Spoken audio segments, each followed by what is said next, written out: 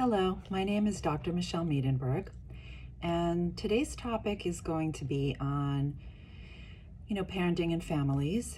And, I've been speaking remotely to obviously a lot of my, patients, and they've been talking about the challenges of, doing the online learning with their children, and just also the challenge of their kids being home. Obviously, kids developmentally want to be with their friends, they want to be socializing and outdoors and doing activities. So this is really, I'm going to say stifling for everybody, and having to be in the confines of our house together. The social distancing as well, for people who are extremely isolated. We get preoccupied sometimes, in a good way, to be with other people. So it's really hard when we can't have that direct contact. And as much as we're able to get outside, I live here in New York, and if you look outside today, for example, it's been particularly rainy and cold. So it even makes it a challenge to even get out in nature. And the extreme fears of the unknown. I hear so many kids talking about, what's going to happen? Am I going to ever get back to school? Am I going to see my friends? And, a big concern that's coming up is about, holiday time, Easter and Passover coming up, and being able to celebrate with their families, which most people are under the impression that's not going to happen, even though the president says otherwise. But, and then also the summertime, when the weather is beautiful and kids have an opportunity potentially to go to camp, because a lot of kids have friends, camp friends and school friends, and they're real deep concern about not being able to spend time with their camp friends, which is they look forward the whole entire year, their academic year, to have this downtime. And one thing that's wonderful about camps these days is that, at least sleep-break camps, is most of them are actually tech-free. So they have an opportunity just to be and to play sports and to be with their friends and engage in physical activity.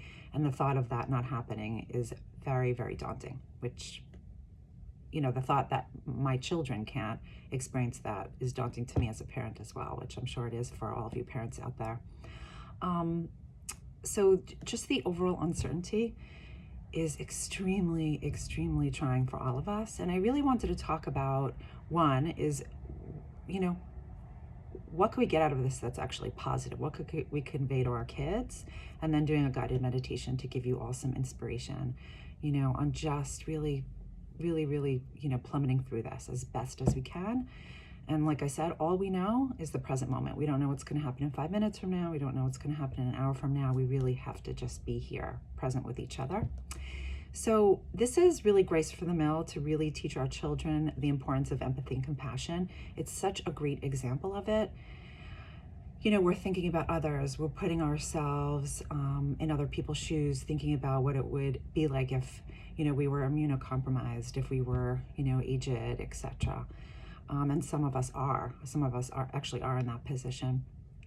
And also taking action to ensure that they themselves, children and others around them, are being conscientious and practicing really moral and ethical responsibility, which is such an incredible lesson. And every day, I know I end off my day by telling my kids and saying to them, today you contributed to helping society and helping others by keeping people healthy and safe. And it's important for them to know that, and important for us as parents and adults to acknowledge that to ourselves, that each and every day we're leaning into our values and we're contributing to helping others. Even though sitting in the confines of our house, it's hard to, be able to actually kind of internalize that. But it's important to acknowledge that on a daily basis. And, also with all of the, everything that's going around us that's so unsettling and unknown, we really teach our children to grow on a daily basis, that this is life. We don't know what's going to happen tomorrow.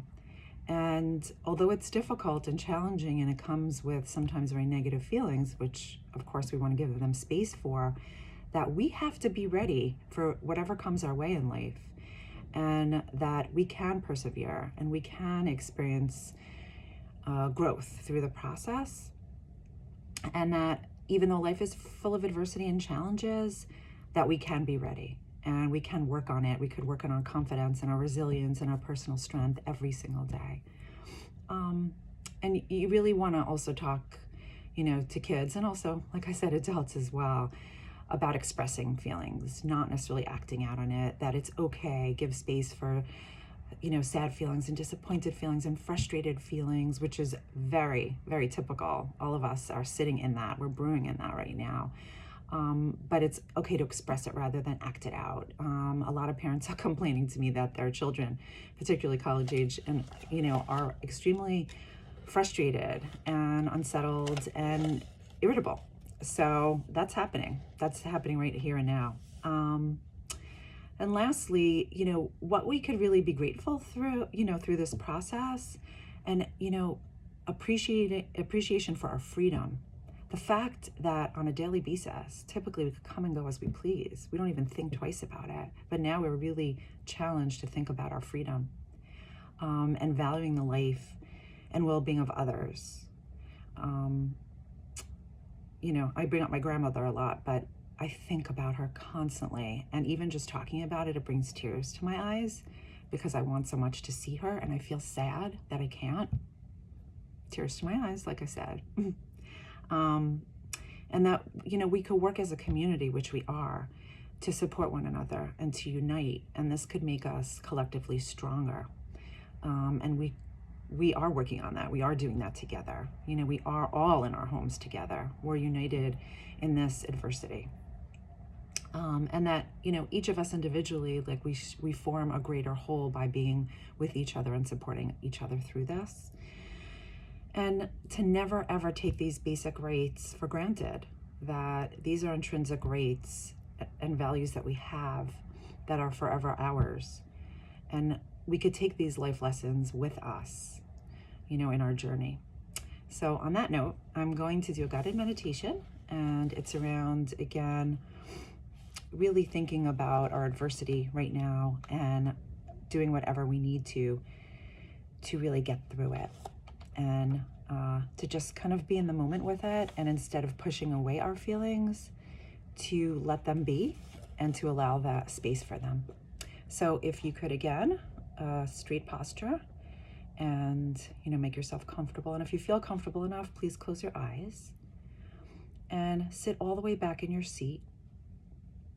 Notice your feet touching the ground and the air that fills your lungs, with oxygen flowing in and your lungs being filled up. Notice how you exhale and how your body is relaxed, awaiting more air to fill your lungs. Without judgment, just notice. Notice it all from the top of your head, slowly going down your body, all the way down to your feet. Notice every sensation, every feeling.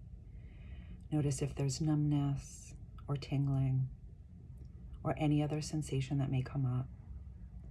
Just notice it. Keep noticing it, and then return to your breath. Your breath is reliable. It's there waiting for you. You are entering a race to go after what you want, what you believe in, what is meaningful to you,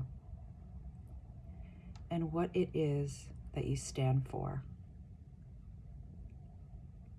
Imagine what this is for you, what you need in your reserve in order to get through this challenge. See the image clearly in your mind. Observe the image of you that you want so eagerly and passionately to connect to. Keep that image present in your mind vividly and boldly. It is so close yet so far.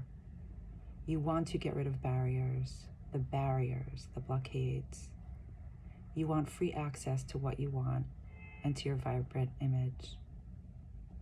Imagine those barriers and how you would access what it is that you want. Look for an open space, a passageway, so you can make your way to it. Continue moving closer and realize that you are almost there, winning the race and getting all you want. Recognize that image can and will become a reality if you are able to be present with it.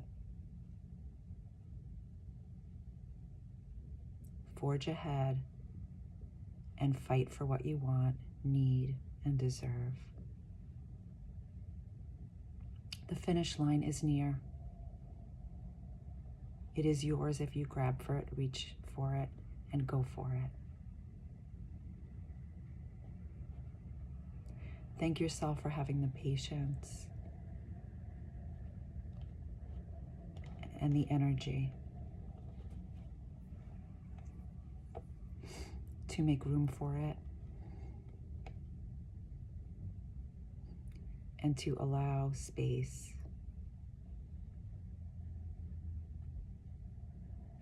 to connect to it.